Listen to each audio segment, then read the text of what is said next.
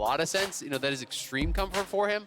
I'm interested to see if he is just going to go then to the Viktor or something like that, where he really does excel. I particularly like seeing the Graves and the Aatrox banned away. Breathe has got Aatrox out. Like 5 of the games he's played between play-ins and now group stage, Wei has obliterated anything in front of his shotgun on that Graves, and the pivot's going to be the Viego. And I actually love this pick because not only is this a Wei staple, but this was Gemini's most played champion in PCS Summer Split. A lot of actually shared champions between these two teams, kind of barring that mid lane pick that you were just hitting on his I have this memory, correct me if I'm wrong though, but I think Dagda was flaming Wei's Viego at one point. Am I misremembering? No, at MSI? you are definitely not misremembering. But He's Wei still hovering. Oh? No ways, no ways. It's gonna be a pivot. We don't talk pivots, we don't talk pivots. Why did Dagda hate Wei's Viego? Remind me. You know, Wei might have had a rough time back at MSI when the team was still trying to figure out how to play with Finn. But this RNG Trevor looking way different. But I'm always up for calling out Dagda. Well, and Viego, I do think just works so well for a lot of the LPL style where you are going skirmish heavy. Because if you can get that first reset, you often just run over the fight automatically, right? We are back towards the Viktor here again, as expected. You know, Mission loves playing the control mages, does have a relatively small champion pool, hasn't been punished for it in the first game, so I'm interested to see what Xiaohu will bring out here and how they want to play around it. If Xiaohu will just look to go elsewhere, or if he's going to try to pick for the 1v1.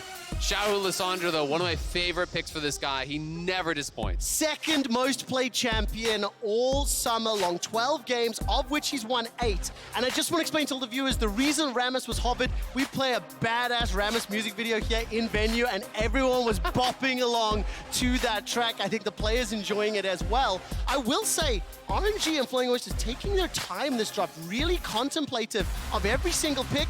But the theme is clear. If it's not blue, it don't fly for RNG. Yeah, and this was actually exactly... That's where you go. This was exactly what I expected RNG to lock in third. Going with the Aphelios, going to do fine in that bot lane matchup. And again, just going straight towards comfort. Now for CFO, I mean, Poppy's been incredibly strong so far. Absolutely has, right? You know, you can interrupt the dash there, you know, from the Viego potentially, but I don't think it's like that amazing of a pick into what we've seen over on the other side thus far. But the theme continues. It's actually blue is all picking blue champions, red is all picking red champions. I love this. This is next level. What does this mean for phase 2? More seriously though, Gemini's Poppy has been played 5 times this year.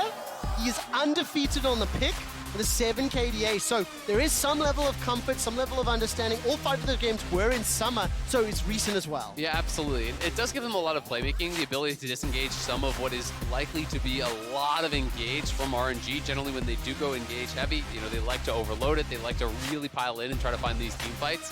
You know, Viego, Lissandra are going to be diving in. If you can reject one of those people out, you can potentially keep Shunn safe on the Tristana, or potentially keep Mission safe on that Viktor, because they are going to need a lot of peel here based on what they're drafting. Exactly. I think it's all about the disengage, why they go with that one. And you know Koala's going to pick up and engage support. Koala, actually, the PCS is one of the players who wasn't leaning towards things like the Yuumi or any of the enchanters, so RNG have clearly done their research with the bans they're throwing out. Can I tell you what the numbers are this? When I look at Koala's games all year long, his most played is Nautilus with 24 games and an 87% win ratio. Do you want to know what the next most played is?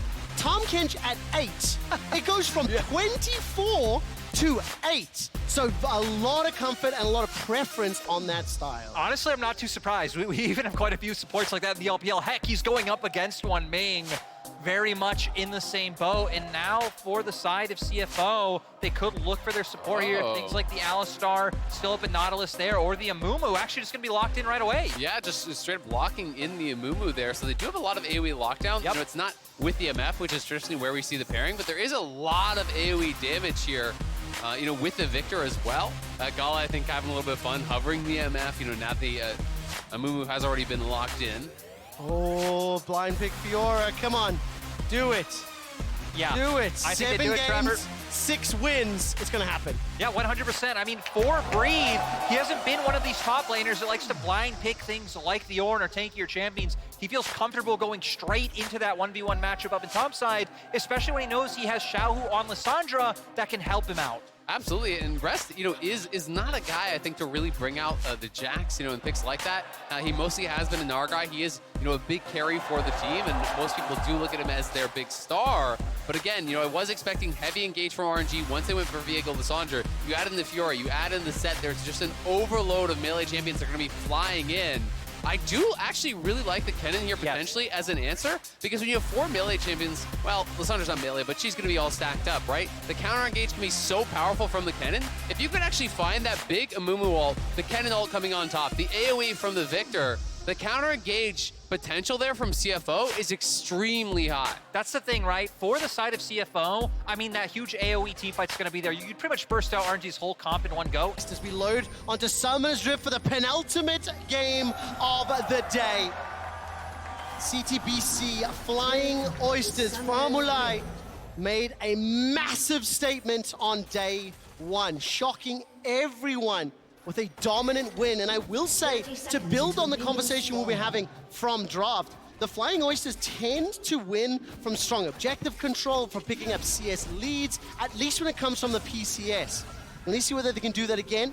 And as I just about jump over to my analyst, Prime Gaming is giving away 150,000 RP to multiple fans each day. There was way more zeros than I was expecting. Head over to primegamingworlds22.com to enter, and make sure you put in today's secret code. It's on screen. So for you second screen viewers, look at us, look at the screen, and type hashtag Prime giveaway in chat to learn a little bit more. So Lyric, I'm going to come back to you. Look a little bit at Flying Oysters. I think we like the draft. There's a lot of zone control. We see how the comp can play out, but crucially, you need to get to the point that those pieces can add up to make the Voltron to be able to take down RNG. Exactly. That's why I'm looking at Gemini to do more of covering his lanes and kind of shadowing early on. Both of your side lanes have the ability to play aggressive, so I'm kind of curious to see where he wants to be proactive. When Shunn and Koala are bringing so much all-in potential, I would expect it to be down towards that bot side, especially because when you're going up against Sett, I mean, Sett's one of these champions who so liberally blows his flash to try to find all-ins on the enemy AD carry and trade flash for flash. Oh, already going into a quick pause. We'll let you know as soon as we do find out anything about it. Not much has happened, thankfully, just yet. Play, so we're going to hand it back to the casters. We're going to ruminate on these 13 players. We'll come back and see if we got the answer. Azael? Right. Azael, world champion. I didn't hear what they said. I was talking to producer. I just heard Azael world champion. I wasn't listening either. So. Azael world champion! Yeah, my ears perked up, you know. To the caster desk. True. Yes. I'm still waiting to clarify exactly what the cause of the pause was, and if and when I'm able to share, I will do so. What I can say, New York, we're back on Summoner's Rift. Now, we haven't missed too much. The point I want to draw everybody's attention to is Wei sitting from that southern quadrant. We are anticipating him pushing towards that top lane, and Rest is running the top lane Kennen. And as I'm about to get the update, Azael Lyric, bounce. Yeah, I mean, thanks. Quick shot. Breathe, you know, stacking the wave, looking to push this up, and it's just going to be about can they actually time this wave, you know, with any potential gank. Gemini, though, at the same time, is moving down towards bot, and they do have a level advantage. It feels like Gemini is anticipating a gank. You know, he's not actually positioning to look for a gank of his own, but I think he was expecting that Wei might have done a 3 camp and then down towards bot instead of actually going for a full clear, which we know that he is. So the read there from Gemini, unfortunately incorrect for him, and will mean that he's going to fall a little bit behind the pacing of Wei. And I think a lot of it goes to what you were saying as we went into that pause about, you know, when you bring out the Sett, it's a lot about just kind of forcing these flashes, looking for these all-in windows. Yeah. So maybe expecting Wei to be there to try to find that, but now Wei just going to play around the prio he has on top side to get a Scuttle Crab. Well, Wei's going to be able to pick that one up, and I can confirm for everyone in home that tournament officials investigated a question around peripherals and are confident that play will be able to continue unaffected. So that is great news, as Wei is going to step into that northern quadrant. The wave is pushed into that Grasp of the Undying Kennen in the top lane, and there's already an early recall from Breathe, making his way back towards the lane. I can also let everyone know that Dagda just walked past the caster desk and gave us a big smile and kiss. He's so happy with how the conversation has played out. But what I will say is that for the Flying Oysters, these early minutes of laning phase is really going to draw my attention. Their composition, we talked about how it can have answers into RNG's comp. It needs to get to those stages of the game where their synergy can really be multiplicative. Yeah, I mean, definitely having the comp there that's able to come together. The thing so far is that they've been able to get a ton of vision around their bottom lane because that's where they want to look for this aggression. When you have the Amumu, typically it's a lot about the all-ins for them as well. Yeah. But RNG have done a great job of tracking where Gemini is. They actually got a ward on his Raptor camp, so they know exactly that he's up towards that top side of the map already.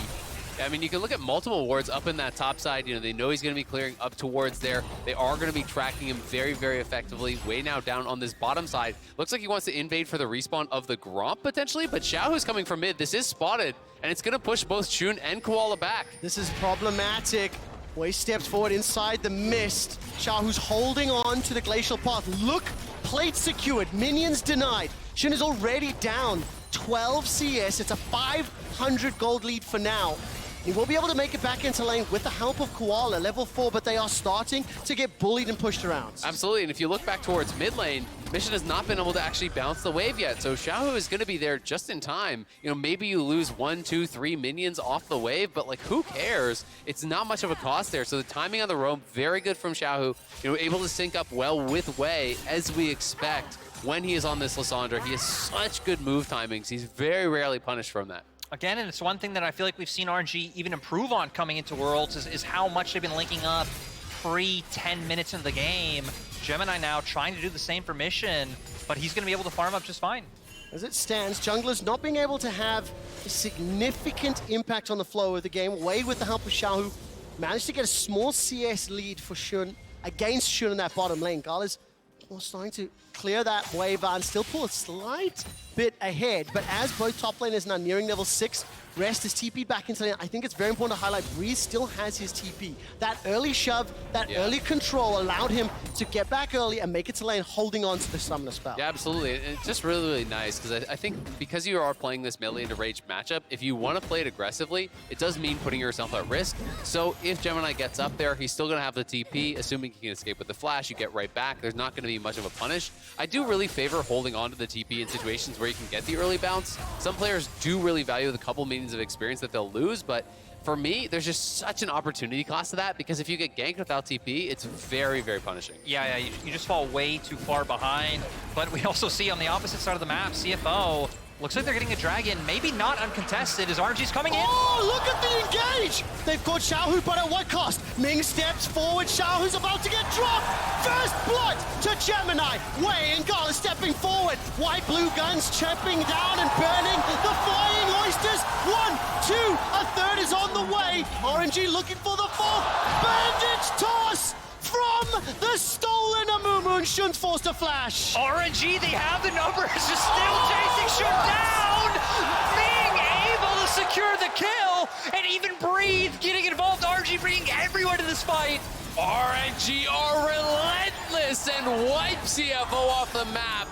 Breathe on the roam there. The unexpected 5th member coming down for RNG, and he's able to even TP back up towards topside, catch the wave, and they're going to take another plate. The initiation from the Flying Oysters felt so good.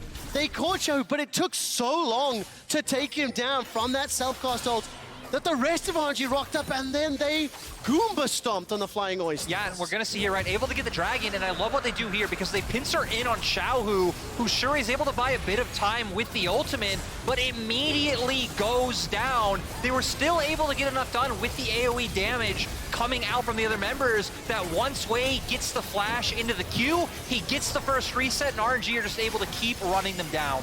I mean, Wei playing this out so incredibly well. Breathe even arriving there at the end.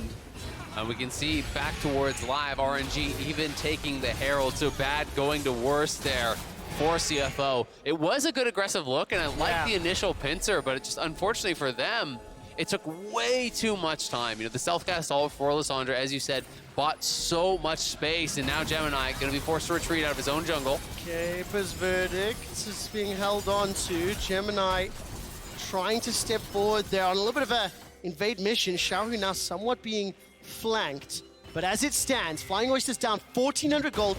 The one small saving grace, they did get that Ocean Drake, so it starts there. The problem they are going to have is a 2-0 to Aphelios that is up 17 CS in lane, and it's got all of the tools around him. If you have to try and get to Aphelios, you got to get through Here's Fiora, problem number 2. Viego rests.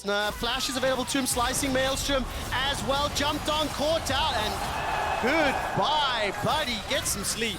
And for RNG, right, they saw, hey, CFO have control over bot side. Gemini's invading. All members are hovering around. Let's just get the hell out of there and go straight towards the opposite side. But Gemini still towards the bottom lane. Yeah, and can they actually get something here? Koala does have the ulti. Mission's moving down. There is pressure on CFO to, at the very least, zone them off and try to take some plates.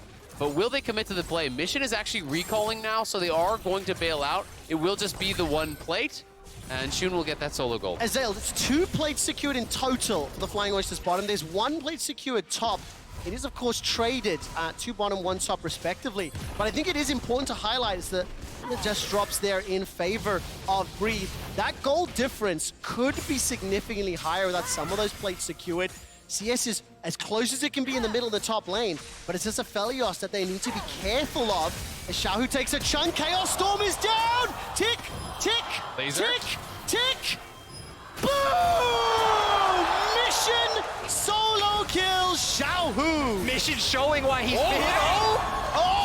Family stepping forward, Koala's got chunked out, Mission's going low, no flash available to him, and Gala picks up the 6th against the wall. Gemini is going to be able to use the Keeper's Verdict. It misses, it whiffs. Gala sidesteps and will not be in more trouble. Both these teams trading back and forth. Still, though, the benefactors might be CFO because look at Shunn in the bottom lane. Rest as well able to get a wave pushed in on top side. So that fight offering CFO some relief. Yeah, we need to see how much Shunn is actually going to get here. They're actually TPing down to answer. So Xiaohu moves down towards bot as bot lane was covering mid there. So they're not going to give up that tower. Another plate was taken by Shunn, though. You can see only 2 plates remaining. And Xiaohu just staying around a really long time here. Gets hit by both sides of the laser. Flash forward. The ulti is dropped. He does have the stopwatch, but it is not enough. The gravity field, of course, is not actually stunning him up. But nicely played there by Mission, and then it's RNG on the response. Yeah, Wei able to get involved here and also gets locked down. It's Gala who actually comes in clutch as Wei. Yeah, we can't watch Mission. it. We can't watch the replay. Mission is getting caught out, pulled back, punched in the face. And it's Ming that secures the 2nd of the game for himself. 7 kills to RNG. The soul is stolen. 5 seconds until the Infernal Drake spawns. Yeah, and RNG have just committed to this lane allocation where they've kept Gala in mid. It's allowing for RNG to find these picks around the mid lane and into the enemy jungle. Sure, Shunn's been able to find some plates on bot, but with RNG dropping this Herald, they might be able to get even more. Yeah, another couple plates going their way, and meanwhile in top lane, Rest is actually going towards a build that I am really not a fan of, which is actually the Riftmaker Kennen. Riftmaker Grass feels like you're building so heavily for the 1v1 in a 1v1 that you're not really even dominating, like you're already losing. Breathe already has the early mercs. He's well on his way to his mythic, and this does mean that your teamfight threat is going to be much lower than were you another mythic and another rune setup. But CFO looking to challenge here at the Dragon. Yeah, they want to fight. Teleport's available. It's not though. Oh, the engage. Ming is burning down low. The bomb will pop him. Rocket jump forward. The Flying Oysters group up together, and Family, they win the fight. Family.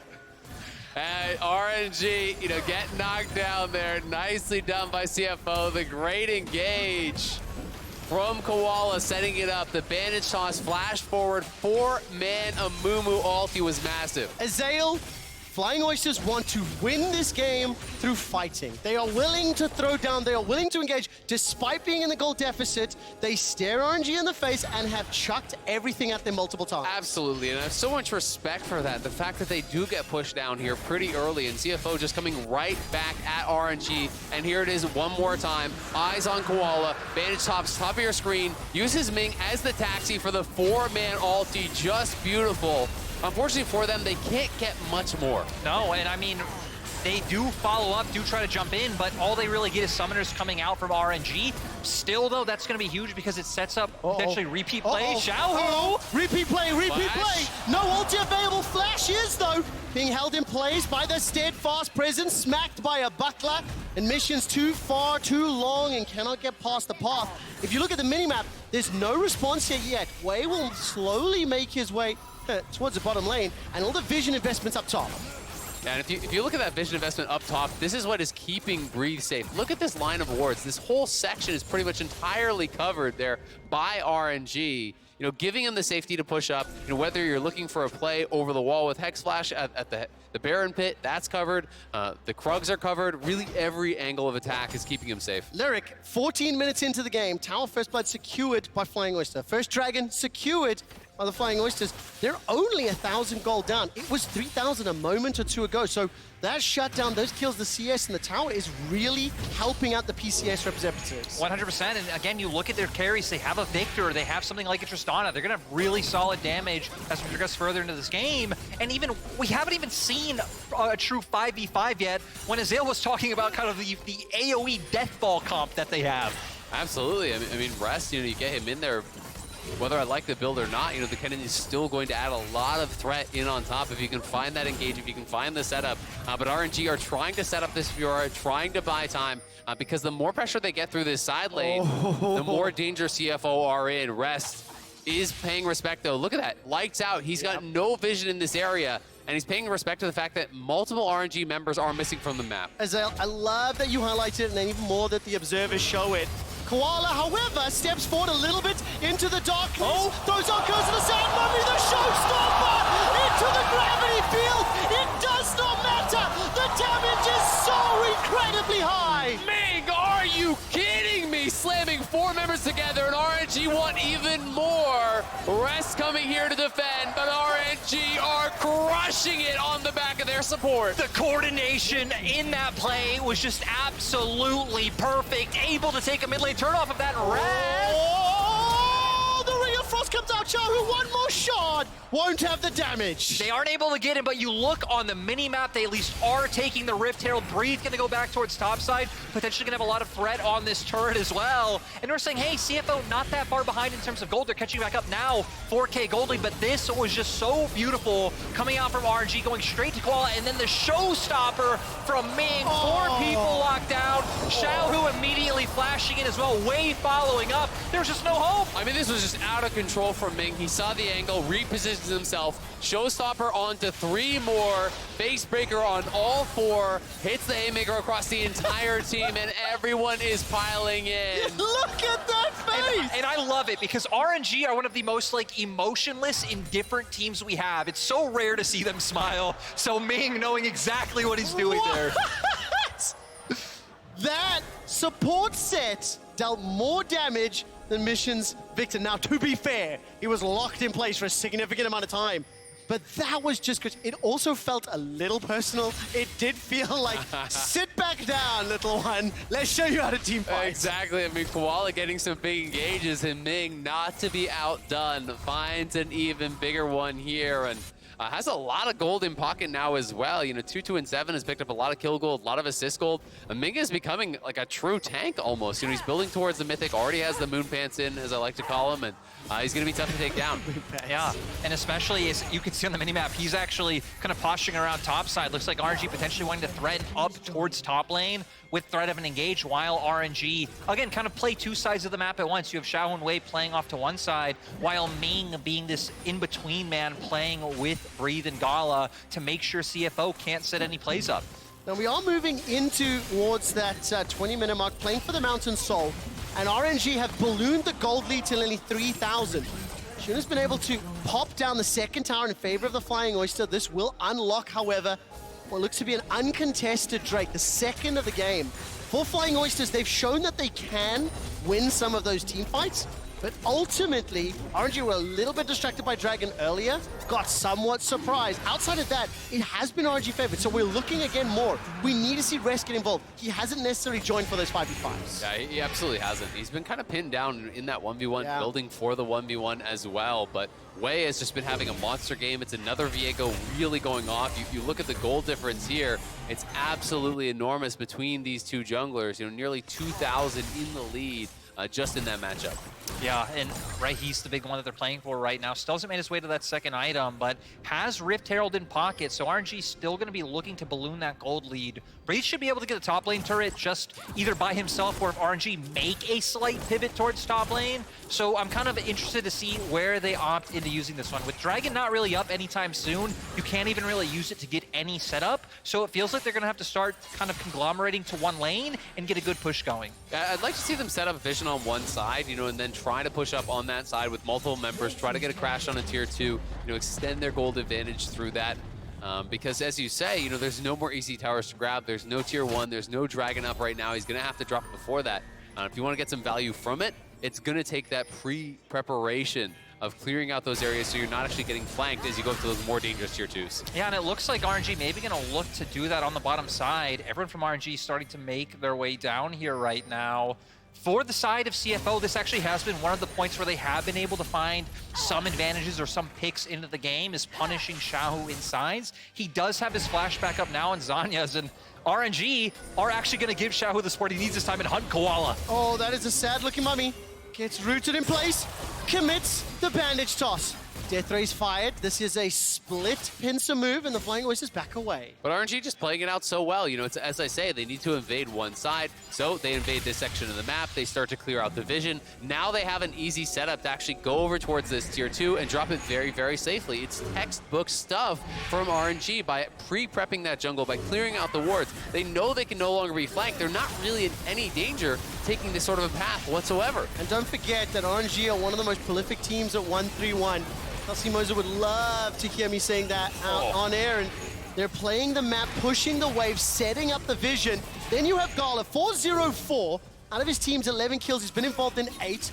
He's sitting on that Bloodthirster Gale Force and chunking down the Oysters. I mean, Xiaohu is hanging on the side here. It looks like he is looking for a potential angle to threaten them back. Oh, and I feel like CFO, though, might need to find an angle themselves because Breed's pushing in mid. How? Breed's pushing in mid right now, but with Mission back, they weren't able to force the 5v4. For the side of CFO, you have to overload one lane to not let RNG play out through both. There were teleport wards available. They were not used. Rest has his TP available. Mission has his TP available.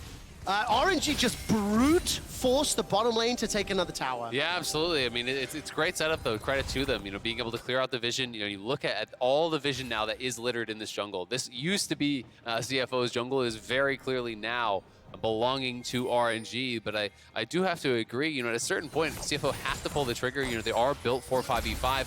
Kennen has not really been involved in any sort of team play yet this game, and Mission in trouble again. Lost his splash. Gravity field is dropped. Xiaohu's arrived. Buster shot buys time, but Ming and the RNG dynasty are not done. There's one back from Shunn. Rest will get popped. That slicing Maelstrom cut through nothing, and 4 members of RNG alive. And it all comes from Wei and Ming, setting it all up as a jungle support duo. Now they're going to keep up full control of the bot side jungle, and this mid lane tier 2, it's going to be gone.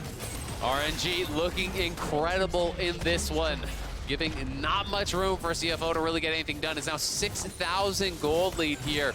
Wei pushing the pace of the game just so incredibly well. You can see how confident he is. Just flash follow on that play, knowing all of the team is collapsing. They're all going to be there behind him. Yeah, and it was just a great follow-up of the communication between him and Ming. Xiaohu even able to buy a lot of time once he got involved. And sadly, I mean, you've been hitting on the rest build quite a bit, Azael. We saw not really a whole ton of damage able to come out from that Kennen. Oh, Ming maybe looking for it again. Oh, once again, Koala steps forward. Look at that shield. Ming stays alive. Moonlight Vigil plus the damage from Breathe is enough to shut down Koala. Xiaohu TP. Backpacking. There's the engage from Wei. Gravity field manages to find a stun, but Gemini's forced to flash and run for his life. The flamethrower's burning. Xiaohu's Ring of Frost sets up one, and Breathe runs down another. 16 kills to 5. And RNG peel into the jungle. Ming baiting Koala into the play. They're able to find the engage. Now this should be barrier for RNG. I love the setup. Getting vision down first. They're even going to send Xiaohu to keep pushing in topside because they know CFO have no way to answer this play. Absolutely nothing they can do about it. Red, white guns as well for Gala, so it's going to go down so incredibly fast. Rest's going to try to take a dragon back, but Kennen will do this so slowly that I don't even know if they'll be able to secure it. with Shunn down there, they should be able to, and they will at least get a bounty off of that, but it's feeling like too little, it's feeling like too late. Yeah, and we're gonna go straight into the replay here. Ming hoping to find the engage onto Shunn, isn't able to connect that E, and then Koala, I'm not quite sure why he went with that, maybe preemptively thinking if Ming finds the engage, leaves himself in a terrible position, and then with RNG able to follow up, look at Xiaohu coming on the TP flank is, we actually have something else not going on, and then able to run down the rest of CFO's members, and just look at it, Xiaohu going in on one angle, and then breathing away on the other. Yeah, it's the coordination and the collapse from RNG, and you have to love how active it feels like Breathe is being in the game. You know, Breathe always there to make the collapse, to come in, look for the play, keeping a good attitude about it. You have to. Having a laugh. Yeah, if you don't laugh, you'll cry. And that's speaking from experience here, Trevor. Azael, I'll give you a hug later, my friend. The one thing I will say about that laughter that we do see out of the Flying Oysters, and also I think there's zero hesitancy.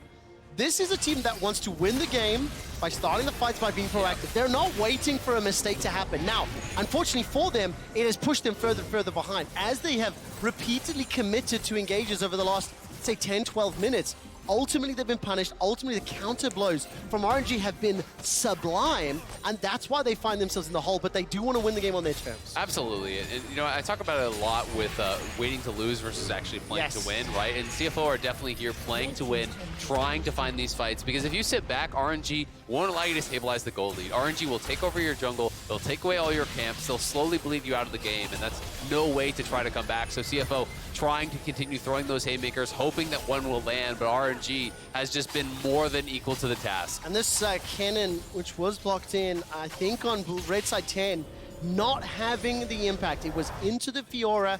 The Grasp of the Undying build hasn't built out. And the only reason I do focus in on that, he has not been able to really join. The team hasn't been set up. Now, admittedly, the game plan, vision, they've been bullied and pushed back, right? But it is one of those things that we saw the potential, and it hasn't been realized. Yeah, absolutely. And it's one of those rare games where you're not actually playing against Exhaust as Kennen. Almost always you are going to see Exhaust when you are playing Kennen. So, you know, to me, this was an opportunity to try to go for a very Glass Cannon style build, really capitalize on the fact that there's not an Exhaust, get in there with a flat spell pen and try to erase some RNG backline, but it's not the direction that he did choose, and RNG are pressing. And I even just love the way RNG are playing it out since Kennen hasn't been able to get involved, right? We see them kind of ping-ponging between waves, Breathe, walks mid, pushes it in, walks spot, and just pulling the members of CFO around their base. Lyric, is this the RNG you were anticipating? They're pushing into the base. After the look in play-ins, there were some question marks. There were some flaming hot takes made. They took down RNG 2 days ago. They're on the verge of stopping the Flying Oysters, and they've already broken into the middle and the bottom lane. Inhibitors are falling, and RNG currently look unstoppable this game. Yeah, RNG, again, they've just looked so good coming into groups. They've retooled, they're playing more aggressive, they look incredibly confident, and they're sticking with champions that they know very well. I mean, pretty much across the board, this is a signature champion for each of the players on the Rift, and they're just making it work. Now it feels like, you know, RNG just trying to make sure of everything here. Cross the T's, dot the I's. It looks like they want to play potentially here for the Mountain Soul, eliminate any sort of a chance that CFO would have to come back, because it's very difficult to see when you're already down this much, ever bursting through that. So I do think CFO will have to kind of choose their moment, try to make their stand, look for some sort of a fight, and pray that by some miracle can go their way. Who's good at math here? Is that nearly 2,000 gold in bounties just on the members of RNG's heads? It is close to that. You're a glass half full kind of guy. Oh, I'm a silver linings kind of guy. Ultimately, though, with 2 lanes of supers, 1:40 until that Mountain Soul, and now rest.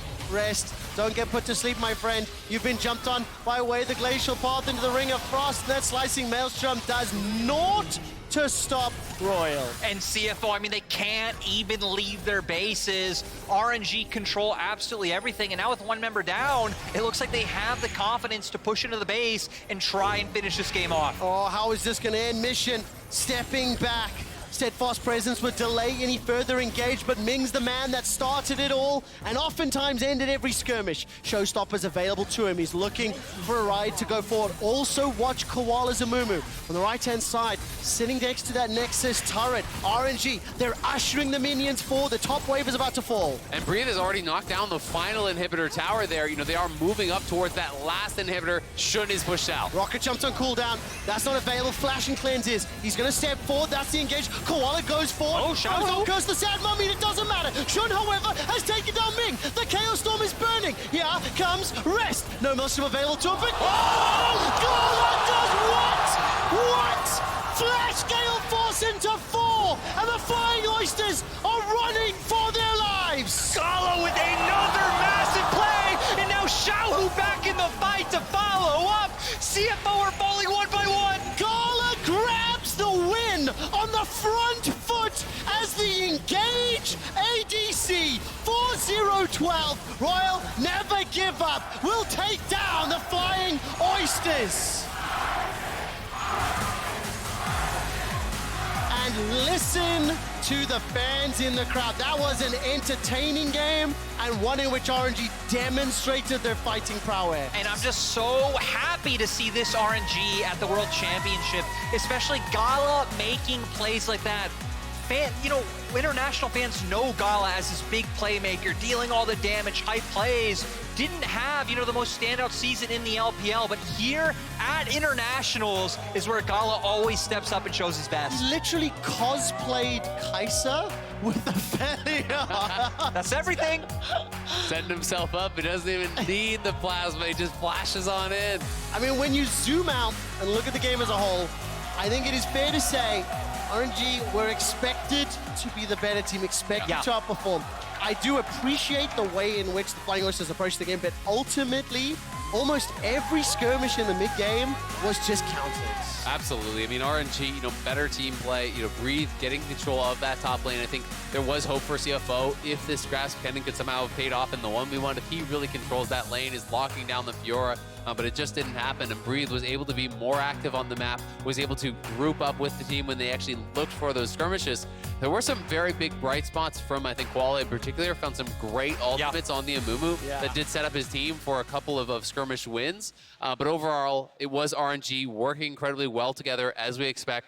I just think RNG, when they are playing at this level, and Xiaohu is playing a facilitator, they're so hard to beat. This guy is everywhere. He's